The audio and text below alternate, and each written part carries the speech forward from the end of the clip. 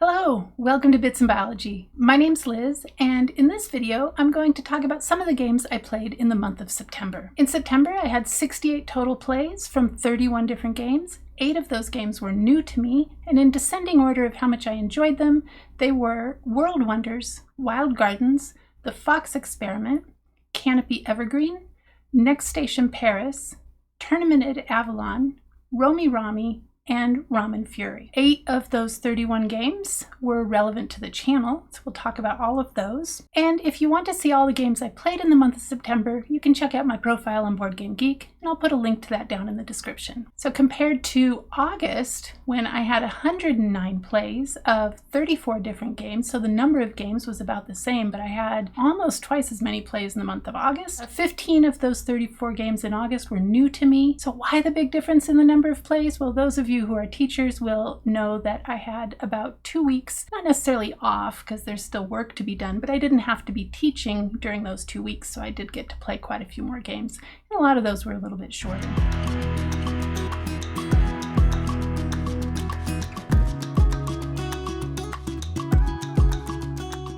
Before we go on to talk about my top 10 games that I played in the month of September, I first want to mention our Discord. So for those of you who aren't familiar with Discord, it's really easy to sign up, and all it is basically imagine walking into a house that has a bunch of different rooms, and each of those rooms have a sign on the door that says what you're going to talk about in that room, and people are wandering around all over the place. It's kind of like that. What I'm hoping to do is encourage a community of like-minded people who enjoy both science and board games, and then also education to some degree. It's free to join Discord, so I hope you'll give it a try, and there is a link down in the description. All right, now on to the top 10 games that I played in the month of September. We'll do these in descending order. It's worth noting that 6 of these 10 games were what I call channel relevant games, that these had either a nature, an animal, or a science theme, and so we'll talk about those with the channel relevant games. So there's actually only 4 that we're going to talk about in this top 10 list right away.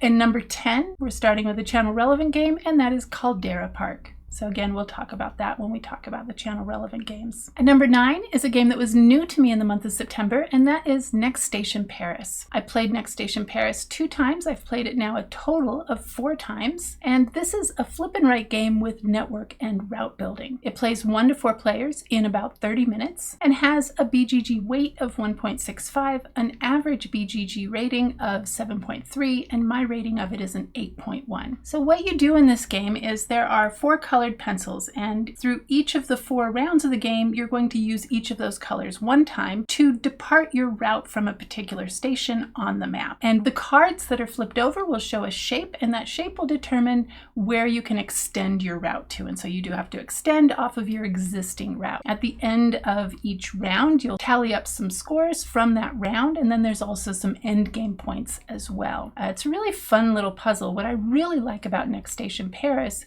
is the puzzle of trying to optimize your points while not being entirely sure about when the round is going to end, because it depends on particular cards coming out. We also have Next Station London and Next Station Tokyo, and I think this is actually my favorite, even off of only 4 plays. I think this is actually my favorite of the 3 Next Station games. I love the overpasses that are introduced in this one, and I also really enjoy the cards that allow you to extend your route by an extra leg if you manage to draw that first line into a tourist attraction. And the tourist attractions give you points, so that's like a double great. Anyway, it's a really fun game, and that was Next Station Paris. And number 8 is a channel relevant game, so we'll talk about this when I talk about the channel relevant games, but this was Waypoints. In particular, it was map 4, which was released at the end of September. At number 7, we have Parade. So I've actually talked about this a few times. This is a family favorite. I think we play this probably every month, at least once or twice. We played it 1 time in the month of September. We have played it 27 times total. This is a multiplayer only game, so as far as I know, there is no solo mode to this one. It is a hand management and set collection game that plays 2 to 6 players in 45 minutes. And I would argue if you're playing just 1 game, you could probably play a game in a half an hour, maybe 20 minutes to a half an hour. It probably depends on the people.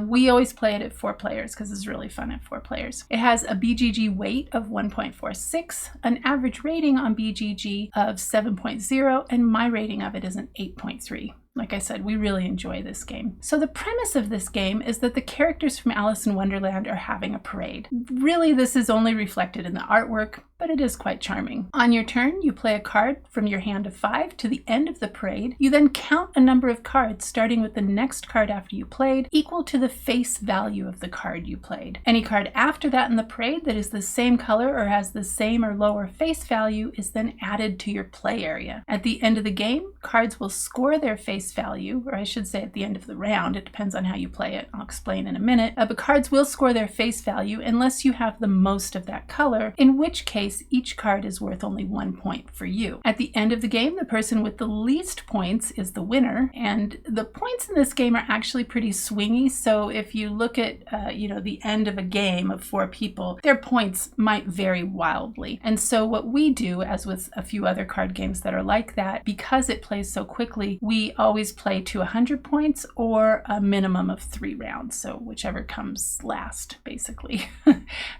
And I think when we do that, so it's usually 3 rounds to get to 100 points. And I want to say that usually takes us about an hour, maybe an hour and 15 minutes. All right, numbers 6, 5, 4, and 3 are all channel relevant games. So I'll talk about those with the channel relevant games, but I will list them now. So at number 6, we have Canopy Evergreen. This is a game that was new to me. And actually, almost all of these were new to me last month. Nope, they were all new to me last month.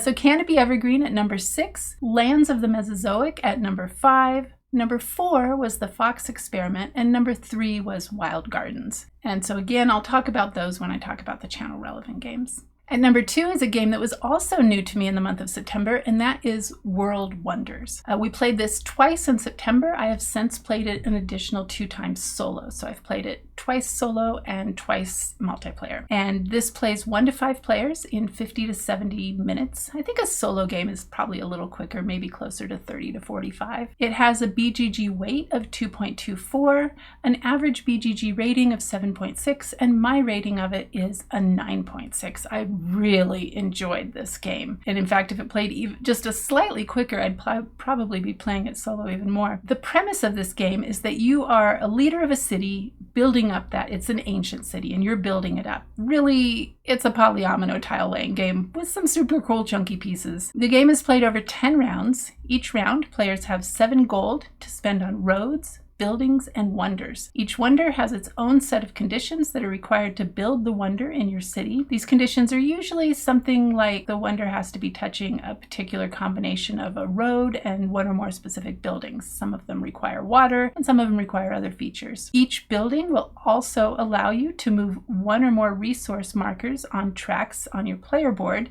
that will contribute to your final score in a rather interesting way. What I really like about this game is puzzling the roads and the buildings onto your board in a way that allows you to build the wonders, but also doesn't restrict you into the future. And then at the same time that you're doing all of that, you're monitoring your resource tracks on your player board, because out of the 4 resources that you track in this, I think it's 4, it's either 3 or 4 resources that you track in this game, you will score the one that is lowest on your board, lowest in resources. So you're trying to keep those all relatively balanced as you move through the game, and that's pretty fun. And it also means that somebody isn't going to run away with just 1 resource and score the most points with that, right? So everybody's trying to balance it, and so there's a little bit of competition for the buildings, not only because they'll count towards building wonders, but because of the resources that they'll offer you. It's a super fun game. I honestly wish I had not waited so long to buy it. I put off buying it for a long time. I wasn't sure I wanted to get it. I didn't take the time to really look into it, and it was always a little bit expensive. I think this was one of the ones, I'm pretty sure this was one of the ones that I got on Nerds Day,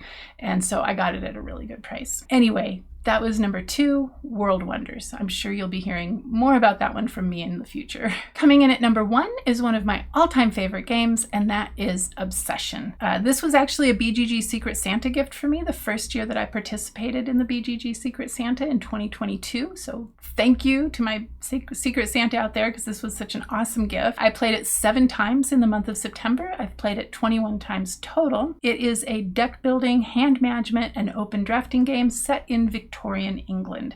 It plays 1 to 4 players in 30 to 90 minutes. It has a BGG weight of 3.1, an average rating of 8.1, and my rating of this game is a 10. I love this game. So the premise of this game is that you are a family whose social rank has declined. You've fallen on some hard times, and now you're trying to build back up your wealth and make repairs and expand your estate and hire staff and host events, all in the name of attracting the hand of one of the Fairchilds, because that would be very prestigious, right? If you could marry off your son or daughter to one of the Fairchilds. Anyway, what you're doing in this game is you're buying tiles from a market that are representing these different parts of your estate, different rooms, or maybe different buildings, outbuildings, that sort of thing. Each of those is going to allow you to host events where you can invite specific guests. Specific events and specific guests will require specific staff. And so you're having to manage all of this, all while trying to gain money to buy more tiles to improve your estate. And you're doing this over, I think it's 4 seasons. Apparently this is all based on some very standard rules of courtship that were in place in Victorian England. I'm not familiar, but I love this game. So anyway, that's Obsession. I'm sure it's not the last time you'll hear about it from me, but I don't think I've talked about it yet on one of my vlogs. Maybe. I'll have to go back and take a look. Anyway, that was number 1 of the top 10 games that I played in the month of September. As usual, I have a couple of honorable mentions. These are games that are probably never going to make it into the top 10, but I still want to talk about them anyway because, well, I really enjoy them. These are both flip and write games, and if Next Station Paris had not made it into my top 10, it would have been included in these honorable mentions. It's interesting to note that both of the games I'm about to talk about are games that we were able to play with my mom over Zoom during the early days of the pandemic. Anyway, they're still favorites in our house. And so the first one I want to talk about is Cartographers. So we played Cartographers 1 time in the month of September. Now, I only have 6 plays recorded in Board Game Geek, but I think as I've mentioned before, I only started recording plays in January of 2022. And so we have actually played this quite a number of times. In fact, we're almost out of sheets to play on in the base game. I do have 1 expansion, but we don't play that one with my mom because it's a little bit more complicated. Anyway, this is a flip and write, what is essentially a polyomino tile laying game. You're drawing the tiles onto your player board, but it's essentially a tile laying game. It says on the box it plays 1 to 100 players. Basically, it will play however many people have a map that they can draw on. Plays in about 30 to 45 minutes over the course of 4 seasons. It has a BGG weight of 1.88, an average rating on BGG of 7.6, and my rating of it is a 7.9. What you are doing in this game is flipping over cards, and each card will tell you what type of feature you're going to draw and what shape you must draw it in. You will choose where to draw it on your board. There's always going to be, for each round, 2 scoring cards, and so you're trying to meet the requirements for those scoring cards to maximize your scoring. And the way it works is there's 4 scoring cards altogether. So in the first season you score cards A and B, then you score cards B and C, then C and D, and then in the final round you score A and D. So you score each card twice, but it rotates. And so I find that really interesting. I like the fact that it's different scoring conditions each round, but you know which ones are coming up, so you can kind of start working towards them. So that's really fun. And I always use colored pencils. I am not quite as artistic as some people. Some people draw these beautiful maps. I'll see if I can find a couple on BGG and pop them up right about now. But this is it's a really fun game to play, relaxing and not too taxing on the brain, but just challenging enough to be interesting. So that was Cartographers. The next honorable mention I want to talk about is another flip and write, and this is Patchwork Doodle, which I think does not get nearly enough love because it gets overshadowed by its bigger brother, Patchwork, the polyomino tile laying game from Uwe Rosenberg. This one's also designed by Uwe Rosenberg, and again, this is a polyomino tile laying game where you're drawing the tiles onto your sheet, your player sheet. It plays 1 to 6 players in about 20 minutes. And actually, now that I'm thinking about it, I don't know why the limit of 6 players. It may be because that's how many starting tiles there are, but I think you could modify it to play any number of players, really. The weight on Board Game Geek for this one is just 1.27. It has an average Board Game Geek rating of 6.6. Like I said, I think it's a little underloved. My rating of it is a 7.5. I think it's a really fun game. What you're doing is you start with, I think it's 8 cards. cards arranged in a circle, and you roll a die to figure out which of those cards, which each has a shape on it, which of those you're going to draw next. And once you draw one, it goes out of the game and does not get repeated. You have 3 special abilities that you can use, one of which you can choose to use twice. At the end of each round, it's played over I think 3 rounds, at the end of each round, you will score your largest rectangle. And how you do it is within that rectangle, whatever size your square is, you multiply the length of the sides of that square. Like, so if it was a 3x3 square, that would be 9 points. And then within your rectangle, you're going to score each column or row, depending on what orientation you're in, 1 point for each of those. So if you had a rectangle with a 3x3 square, that would start out as 9 points. And let's say there's 3 more columns. So then you would get 12 points. Can't do math for that round. That would be a really low score. If you manage to fill up the whole thing, which is totally possible, there's 81 little squares in there. So it's just really fun puzzling those all together. It plays a lot like Patchwork, but without the button economy, right? You're still trying to make this patchwork. And we always use colored pencils because I don't think we would enjoy this as much. Maybe that's why people are rating it lower.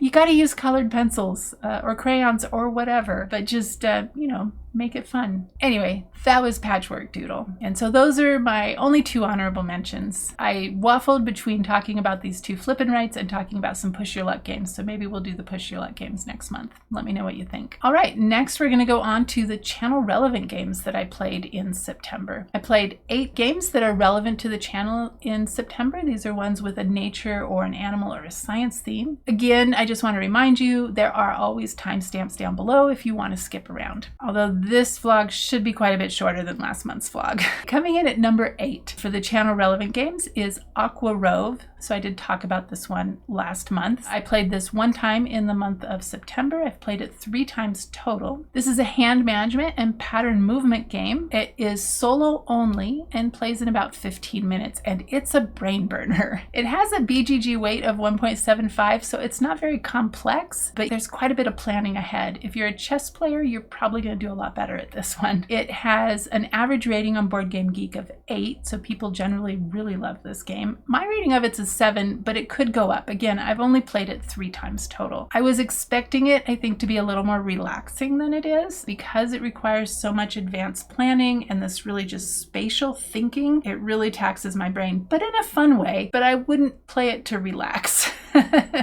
I would maybe play it to get my mind off of something because you're not going to be thinking of much else while you're trying to solve this puzzle. In Aqua ROVE, what you're doing is, the premise anyway, is that you're exploring the depths of the ocean. You will complete missions by using movement cards to align the module cards, so that the cards that you're moving around this grid, this sort of imaginary grid, are the module cards. And then the movement cards are what you're going to use to move those module cards around the grid. And the goal is to match a particular pattern for that mission. And throughout the course of the game, you have to fulfill 7 missions, and you have a limited number of movement cards to be able to do that. Now, each of the module cards does have a special ability that is going to help you with moving the cards around, but each one can only be used 1 time. And so while the mechanisms are certainly not very thematic, it is a fun spatial puzzle. It will certainly tax your brain cells. So like I said, it's not one I play to relax, but I certainly would consider playing it to take my mind off of something. And anyway, that's Aqua ROVE at number 8. Number 7, I think I also talked about last month actually, and that is Seas of Strife. We played this 1 time in the month of September. We've played it 7 times total. This is a trick-taking game where you're trying to win the fewest number of tricks.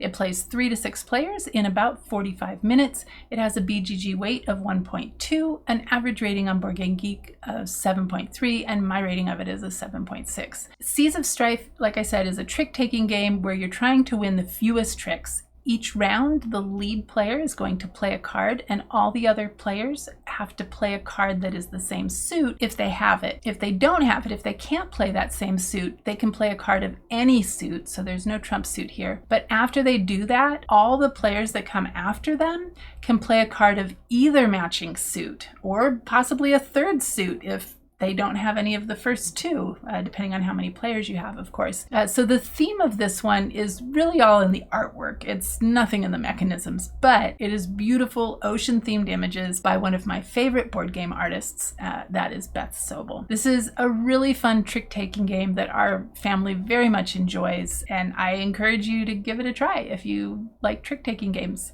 It's pretty fun, little puzzle. Anyway, that was number 7, Seas of Strife. Coming up at number 6 is one that I haven't actually talked about for a while. I do have a video on the channel for this one, and that is Caldera Park. We played this one time in the month of September. We've played it 8 times total. This is a bingo-style tile placement and set collection game. It has a BGG weight of 1.88, an average rating on BGG of 7.2, and my rating of it is an 8. Caldera Park is a tile placement game set in the wilderness of North America. That's what they say in the rulebook anyway. It appears to me to be set in Yellowstone National Park based on the artwork, though this isn't actually stated anywhere in the rulebook. In Caldera Park, players will place tiles on their player board, grouping animals of the same species together in large families, the larger the better. Which animal you can place and which terrain you can place it in is determined bingo style by each player in turn. Players also earn points by surrounding hot springs, covering waterfalls and river spaces, and covering entire terrain types, but you can't cover all of them, so there's some tricky decisions to be made. You're also trying to avoid the effects of bad weather as you're placing your tiles onto the game board, and you don't always know the weather in advance, right? Just like in real life, you may have some idea of what's coming up, but don't know for sure. Anyway, this is a really fun puzzle with some very interesting decisions. I really like trying to plan ahead to try to optimize the placement of my animals to score the most points while also minimizing those negative effects. And the artwork's cute. It's not, it's not at the top tier of board game art, but it's certainly cute and easy on the eyes. And so that was number 6, Caldera Park. At number 5 is a game that was sort of new to me. This is Waypoints. And the reason I say it's sort of new is I played map 4, which was released on September 27th. I played it only once in the month of September. I think I played it on the last day in September, actually, is why that is. Played it 22 times total if you count all of my plays of Waypoints. I'm not sure. A good chunk of those are going to be this new map, actually, because I've really enjoyed playing it. This is a roll and write route building game. Plays 1 to 100 players according to the description, but really it can play any number of players. And in fact, my video that I have on the channel for this one is a play along. So you can actually, this is a print and play game, and so you can buy this game off of the Postmark Games website for about $6. I think it's £5, whatever the exchange rate is now. And so you can print that off and play along with me, and I hope you will. And I hope you'll let me know how your game went down in the comments below that. I also have 2 other videos for Waypoints up on the channel. One playthrough for map 1 and one playthrough for map 2. And they're both play alongs, so you can play along with me. And then I also have a play along for map 3, but that actually is up for Patreon supporters. So like I said, this is a roll and write and route building game, or maybe I didn't say it, but now I'm saying it. It plays 1 to 100 players in about 20 to 40 minutes. And like I said, the number of players is actually unlimited. The Board Game Geek weight is 2.25. It has an average rating on Board Game Geek of 7.7, and my rating of it is an 8. I really enjoy Waypoints, and honestly, it's such a quick little game. It says 20 to 40 minutes on Board Game Geek, but if you're playing a solo game, honestly, you can probably play one in about 15 minutes. So I usually play it at least 2 or 3 times when I sit down to play it. So what you're doing here is you're rolling a die, and that will determine how many movement points you have on your turn. And this is played over 4 days, right? And the premise here for this map 4 is it's at a ski resort. And so you're skiing, cross-country skiing, and you have to spend movement points to move around the map. And one of the really cool mechanisms for this map is it has uphill and downhill. And so it's going to cost you additional movement points to be able to move uphill on the map. It also has ski lifts and is very limited in water. Unlike the other maps for Waypoints, you can't pick up water on the map, but you do get 4 water at the end of the day. So you have to be really conservative with your water use in this one. Anyway, it's a really fun game. If you like roll and write games and you've not tried Waypoints, you really should try it. And actually, I have the map right here. I was just going to show you. You can print it out, and I laminate mine, and then I use wet erase. You can use dry erase resource markers so that you can not have to keep printing more and more maps. Just print each map one time. Anyway, that was number 5, Waypoints. Actually, while we're on the subject of waypoints, I just wanted to point out, so I've got this right over here. This is a Kickstarter that I backed in, I think I backed it in August, Koala Rescue Club. This is designed by Phil Walker Harding. I think it was Phil Walker Harding and Matthew Dunstan. Anyway, it'll be right up here in the corner. I have not played it yet, but I think I'm going to do a play along on the channel. I think you can do that with this game. I haven't played it yet, so I'm not entirely sure, but if you're interested in that, please let me know. Also, another one that I want to do a play along of is Aquamarine. This is also by, I know Matthew Dunstan. I'm not sure if Roy Muldoon had a hand in this one as well, but this is from Postmark Games as well. So these are both roll and write games, Aquamarine and Koala Rescue Club. So if you're interested in these play-alongs, please let me know which one you're most interested in. If you're interested in both of them, if you would like to play along or at least see how they played, just let me know. Coming in at number 4 is Canopy Evergreen. This is another game that was new to me in the month of September. I played it 6 times and I've played it a total of 6 times. So I actually haven't played it in October yet, but I did play it 6 times in September. 2 of those were multiplayer and 4 of those were solo. I do have 2 videos up on the channel for this one. One is a how to play and one is a solo playthrough and review. This is a drafting, push your luck, and set collection game that is sort of an extension of, here it is, Canopy. So it improves, well, in my opinion anyway, it improves on Canopy. I already really enjoyed Canopy, but it improves on that with some different mechanisms I'll talk about in just a minute. But this has a BGG weight of 2, an average rating of 7.2, and I should have looked to see how many people have rated it yet. So far, it's only gone out to Kickstarter backers, so keep that in mind. My rating of it right now is an 8.4. So in Canopy, what you're doing is, that one is using the Amazon forest as a theme, and you're building up your forest by growing trees and you're collecting animals. And what I really like about both the original Canopy and Canopy Evergreen is that the way that you are drafting cards is there are 3 piles of cards available to you. You look at the first pile, decide whether or not you want to keep it. If you do, you add it to your forest. If you don't, you put it back, you add a card to it, and then you look at the second pile. If you decide to keep that, same thing happens. You add it to your forest, right? And you'll replace that with 1 card. You can't go back, however, once you've passed a pile. Like if I look at pile 2 and I think, oh, actually, I really liked pile 1 compared to this one. Maybe I'll go back to that one. You can't do it. So it's a little bit of push your luck there. So like I said, there's 3 piles. If you don't take cards from any of the 3 piles, then you can draw a card off the top of the stack instead, and then you have the choice whether or not to add it to your forest. I can't remember in original Canopy if you had the choice or not, but you definitely do in Canopy Evergreen. A couple of things that they've changed from the original Canopy to Canopy Evergreen is that they have separated out the wildlife, and I really like the way that they've done it. So check out my video for the details about that. And it comes with these 3-dimensional trees that are very cool.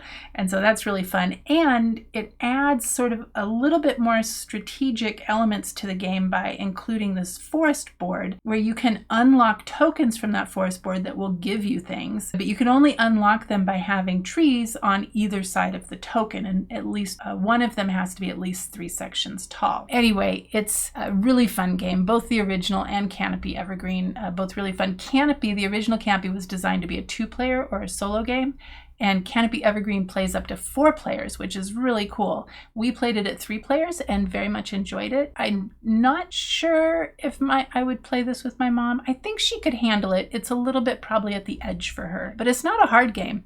It's really fun. It's very beautiful. The artwork is gorgeous. It's Vincent Dutrait artwork, so, you know, that's great. Anyway, that was number 4, Canopy Evergreen. Number 3, this is a game that was new to me in August, so not new to me in September, but this is Lands of the Mesozoic, and I do also have a video out for this one. I really liked this game. I played it 1 time in the month of September. I've played it 4 times total. 2 of those have been solo, 2 of them at 2 players, and 2 of them at 3 players, sorry. And the only reason I haven't played it more is it takes 90 minutes to play a solo game. I could probably get it down to 60 minutes for a solo game, but it's still a bit time consuming, whereas I can play a game of Waypoints in like 10 minutes. So that's the only reason it hasn't come back to the table, but I really do enjoy that one, and I'm looking forward to winter break when I'll get to play it some more. Anyway, this is a tableau building, hand management, and set collection game. Plays 1 to 4 players, and so the box says victory in under 2 hours. Board Game Geek says 20 minutes to 2 hours. I don't know who's playing this game in 20 minutes. It's like speed gaming or something, because I honestly think you can't play a game of this in under an hour. I mean, maybe, but you'd be pushing it and to enjoy it. It has a BGG weight of 2.2, an average rating of 7.3, but keeping in mind that that's only after 65 ratings. So while this is available in retail, it just not a ton of people have bought it. It has fulfilled to Kickstarter backers, but I think there was only maybe 500 Kickstarter backers. My rating of it is a 9.3. I really, really enjoy this game. So the premise of this game is that you are managing an ecosystem. You have 3 rows of cards, sort of in the style of Wingspan. And your bottom row is land cards. Your second row is herbivores, and your top row is carnivores. And you have fewer herbivore spaces than land spaces and fewer carnivore spaces than herbivore spaces. And that makes sense if you think about the herbivores have to be able to eat the plants and the carnivores have to be able to eat the herbivores. So you have to have more of whatever is the lower trophic level compared to the one above it. And one of the really cool mechanisms about this game, well, actually, let me back up. So what you're doing is first you have to build up your land cards, and you're going to use those to be able to add herbivores into your ecosystem. And then you're going to use your herbivores to be able to add carnivores into your ecosystem. Each of the cards will score you points and will give you, most of them anyway, will give you certain abilities. And so for each card, on each turn, you can either activate the ability or you can use it to pay for something, like using land cards to pay for herbivore cards, but you don't get rid of them, you just exhaust them. I feel like I'm not making any sense whatsoever. You should really just watch the video. One of the cool things that I like about this game that is a little bit different from other tableau building games is that once a card goes into your ecosystem, it might come back out, but it'll still count for points at the end of the game. So there's a mechanism by which land types or animals will go extinct. And so this is, as you might guess from the name, set in the Mesozoic times. Most of the animals, there's 105 different animals in the game. Most of those are dinosaurs, but there's a few mammals and some birds, which really are just highly evolved dinosaurs, right? And I think there's at least one amphibian. I'd have to go back and look at him in a little more detail, but the artwork is amazing. The artwork was done by an award-winning paleo artist, and so he did a fabulous job. And it's just, so it's easy on the eyes, it's a fun game, and its only drawback, but I wouldn't shorten it because that's part of what makes it fun, is making these decisions it's played over 3 periods. So I wouldn't shorten it because I think that it would suffer, the gameplay would suffer, but it just won't make it to the table as often because of that. So anyway, that's number 3, Lands of the Mesozoic. Really like that one. Coming in at number 2 is a game that I had been looking forward to playing for quite a long time, and that is The Fox Experiment. This is a game that was designed by Elizabeth Hargrave, and I'm forgetting the second designer, but it's right up here. And sorry, second designer. I played it 6 times in September, and like I said, it was new to me in September. I've actually already recorded the playthrough video for this game, but I just haven't had time to edit it yet, so look forward to that. And so this is an open drafting and dice rolling games, lots of dice with contracts. So you basically have these research cards that you're trying to fulfill certain objectives, and those are your contracts. It has a Board Game Geek weight of 2.54, an average rating on Board Game Geek of 7.3, and my rating of it is a 9.4. So what you're doing in this game is sort of mimicking an experiment that started in the 1950s and went on for several decades. And I'm not going to wax poetic now because I don't want to go on, and I'll get off topic because this is an experiment that I've been interested in for a long time. There's actually a really good book out there called How to Tame a Fox and Build a Dog that was co-authored by one of the lead researchers on the project, and then also a pretty well-known animal behavior scientist whose name is Lee Allen Dugatkin. So it was started by a geneticist named Dmitry Belayev, and his question was, how did the domestication of wolves into dogs occur? And could that occur by simply selecting for traits, where they're friendly towards humans, based solely on their response to humans? So I talk in more detail about it in the video. I go into a little bit of Russian history and the history of genetics, and probably went on for too long, but in the video there'll be timestamps. So there's that. I promise I will write a blog about this. I actually have all the notes. I have several blogs that are partway written. I haven't had time to finish them. It will happen. I know there haven't been any new blogs since April, I think, when I wrote one about Earth. I've just been so busy with teaching and with the channel and all of that. But there will be some coming up. It might not be till December, but there will be some. Anyway, back to the fox experiment. And so what you're doing is you're mimicking this research where you're breeding foxes, and every generation the foxes are going to get more and more tame. And there were certain physical traits that went along with that tameness, things like floppy ears and white spots in particular parts of their body and curly tails. Anyway, it's a really fun game. There's tons of dice rolling, and I do a review at the end of the playthrough, so you can get my detailed thoughts by watching that video as soon as it comes out. So that'll be the next one that I'm editing after I get done editing this video. So hopefully it'll be out a week later after you see this one. And that was number 2, the fox experiment. Coming in at number 1 is another game that was new to me last month. So I actually played quite a few new games that were relevant to the channel.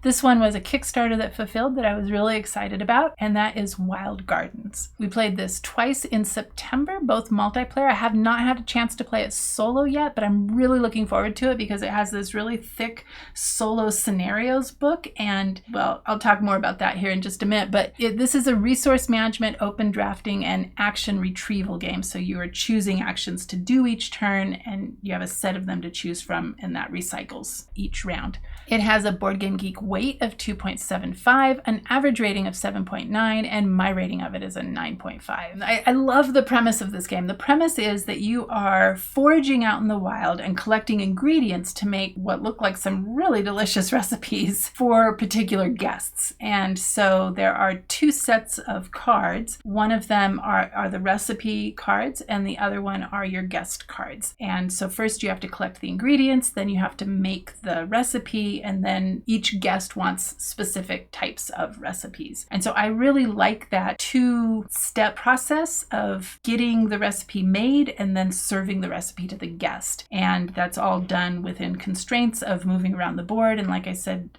before, you have a set of actions each turn to choose from. And during each round, it's limited how you can choose those actions. So I will eventually have a video up on the channel for this, hopefully in the next month or so. Anyway, that is Wild Gardens, number 1, Wild Gardens. Okay, I'm probably gonna rush through the rest of this video because it's like 100 degrees in this room right now. I'm sweating, and anyway, I'll probably cut that out. But on to crowdfunding games. There's actually not much to talk about here. I backed one game in September, and I already talked about it in the August video. That was the Ludos Africa game collection. So I talked about that in the last vlog. I'm not going to talk about it now. I will mention one game that I did talk about in the last vlog, and that is EcoLogic Europe. I only want to update you. So I did talk about this in the August vlog. So if you want details about the game and about the campaign and all that, please go take a look at that. There's always timestamps in the description so you can skip right to it. But I just wanted to mention that the rule book is now posted on the Game Found page. I haven't had time to read it yet, so I can't really comment on it. Images from the rulebook are now posted on Board Game Geek for the page for the game. The designer did respond finally to my Game Found message, and he was really nice, super nice, and let me know that the rulebook was up. So I think that's why it took him a little while to get back to me. I think he was waiting to get back to me until the rulebook was available. He didn't address my shipping question, so that's I'm still a little alarmed by that. I probably won't back it unless shipping information shows up on that page, which is sad because it's a self-published game. I mean, this is totally the thing that Kickstarter was designed for. So it's a self-published game. The artwork is beautiful. It might be a fun game. I haven't had time to read the rulebook yet. I don't know. But I did email him back suggesting that it would be helpful to have more information on Board Game Geek, because right now it's a skeleton page. It doesn't even have the designer or artist information, at least when I looked earlier today. So like I said, still no shipping information on Game Found, and because of that, I've still not backed it. If they do put shipping information up and it's reasonable, I probably will back it if the gameplay looks interesting. So again, I'll have to read the rulebook for that, but I'll keep you updated if I learn anything more about this one. So the crowdfunding project I really wanted to talk about I don't have a ton to say about because there's not much information about it, but I just got the email about this last week, I think. It's not been very long ago. So this is 3 science-themed games from Timashov Publishing, and I'm probably pronouncing that wrong, but there's no information about any of these 3 games that I'm about to talk about on Board Game Geek. So what I'm going to tell you is everything I know about them. Previous games from this publisher are Photo Tour North America, which I don't think has fulfilled the Kickstarter backers yet. Correct me if I'm wrong if you were a person who backed it. I did not back it. I waffled on that one, but decided to wait till it went to retail. And then Pacific Ocean, which is a game I didn't know about when it went to Kickstarter, unfortunately, or I would have backed it. And this is a card game that looks really interesting. It gets a lot of love in the solo game on your table list that I told you about in the last vlog. And it's definitely one I want to get. So anyway, the 3 science-themed games that are going to Kickstarter, it says the campaign launches in early November. Now, so there's 3 games. One is called DNA, The New Origin of Species. Another one is called Habitopia. And a third one is called Synthesis, The Molecular Journey. So I'm just going to read you what arrived in my email because there is no information yet on the Kickstarter page, and they're not even listed in Board Game Geek, at least not when I looked earlier today.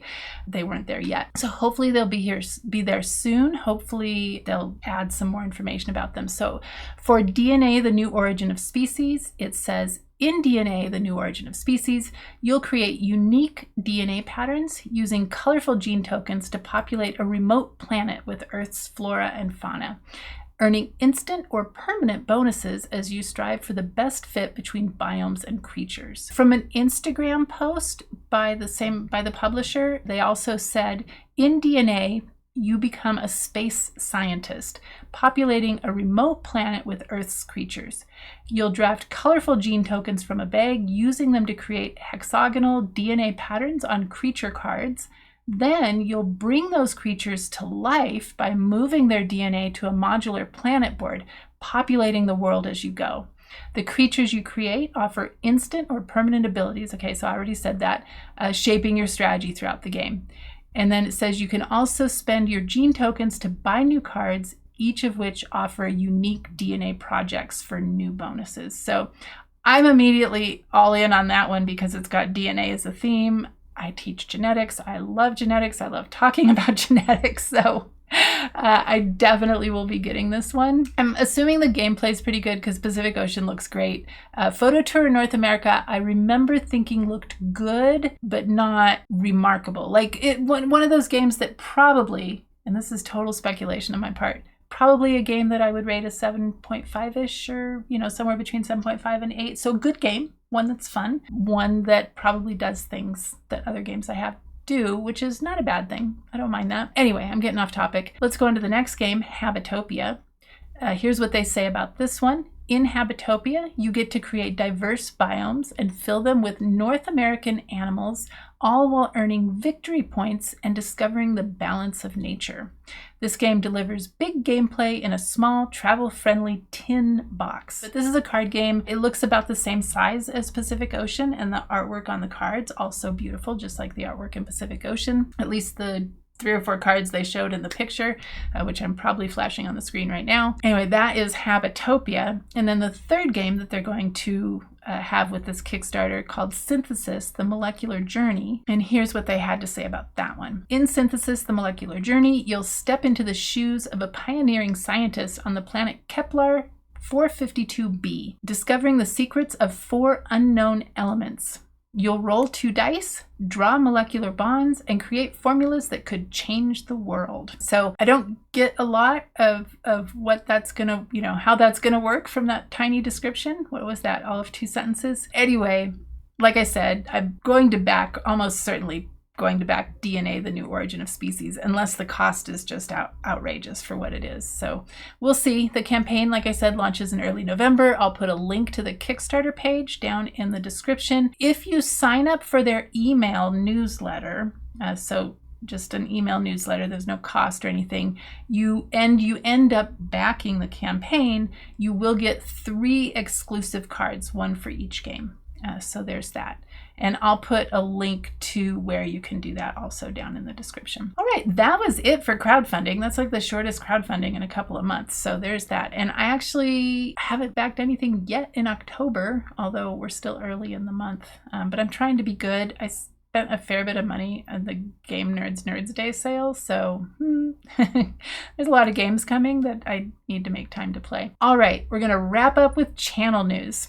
I am excited that we are inching ever closer to 400 subscribers. We're now at 372, so that's plus 16 since last month's vlog, which was only actually a couple weeks ago. We only need 128 more subscribers to reach 500, so tell your friends. And if you're not subscribed, please subscribe, because that would be a big milestone for me. That would be quite exciting. And the more people who are subscribed, the more YouTube knows that maybe they should share my videos with other people who might be interested in them, right? I also had recently, so this actually happened in October, I think, but I had my first video to hit 600 views, which is quite exciting. This is the Canopy Evergreen How to Play that was published September 23rd.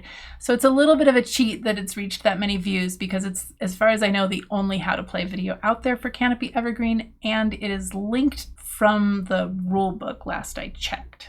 So the way that works is I was actually given the game in exchange to make the How to Play. So I wasn't paid for the How to Play other than the game, but honestly, for a channel my size, I was super excited for that. And it was a game that I missed the Kickstarter on, so I didn't back it. I would have backed it if I had seen the Kickstarter. But I didn't, so I missed it. So that all worked out pretty well. Because Canopy, so you can see it on the bottom there, I do have a video up for that as well. Canopy is a game I already really enjoy.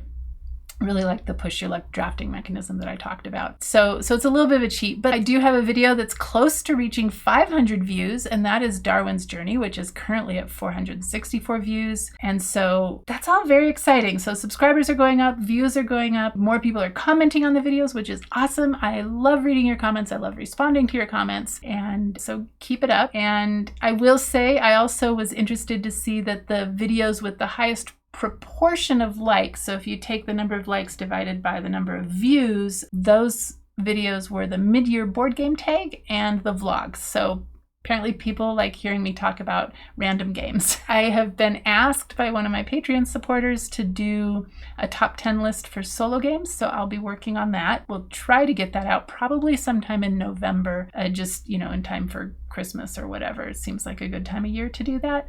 And I will probably, because I'll have time to do this in late December, early January, I'll probably do a top X number of games that I played in 2023, but I'll keep that one and the top 10 of solo games. Those will all be channel relevant games. I mean, I might do another video for Patreon supporters that's not limited to channel relevant games. So if you're interested in that, you can check out my Patreon campaign down in the link in the description. Anyway, I just wanted to say a great big thank you for all of you who are watching my videos, commenting on the videos, giving them a thumbs up.